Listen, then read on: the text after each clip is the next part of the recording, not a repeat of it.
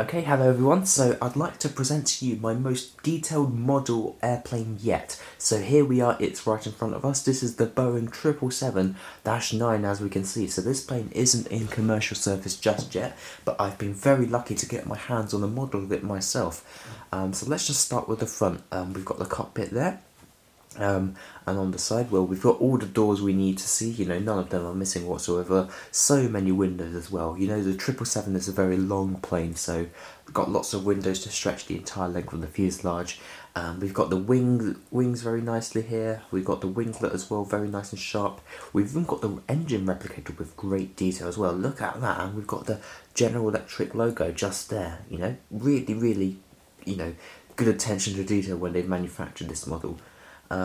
Towards the back, we've got the Boeing house colours. We've got the 9 and the 777 and the lovely red on the tail there as well, really nice. Obviously, it was too expensive for them to put the APU there with detail, but we can see the plane does come to an end just about there. On this side, it's more or less the same, but there we go. We have Boeing written on the front there as well.